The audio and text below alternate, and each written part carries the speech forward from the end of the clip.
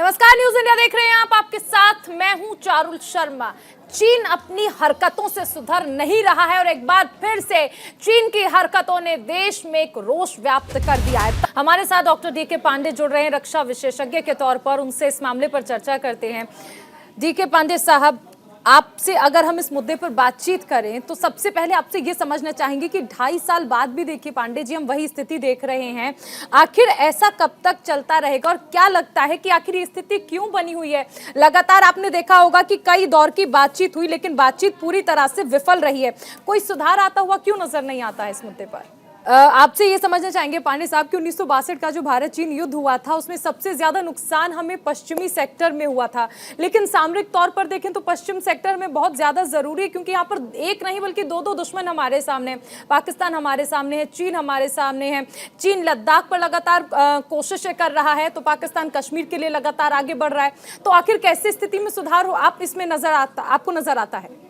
हाल ही में बाली में भी तो आपने देखा होगा कि बातचीत हुई थी, भारत के विदेश मंत्री और चीन के विदेश मंत्री के बीच 1 घंटे बातचीत रही और इस पर ही सबसे ज्यादा जोर दिया गया सीमा विवाद पर। लेकिन उसके बावजूद ड्रैगन की ये चाल हर बार कहा जाता है कि पीठ में खंजर घोंपने का काम कर रहा है ड्रैगन।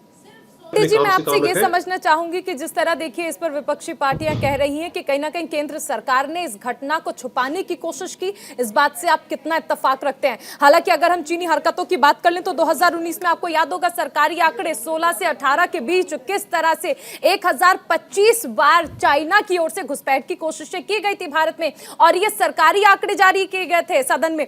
उसके बाद अगर हम देखें तो जिस तरह ये कहा जाता है, आपको याद होगा गलवान घाटी पे जो हुआ था मामला, 20 भारतीय सैनिक शहीद हुए थे और 38 चीन के थे।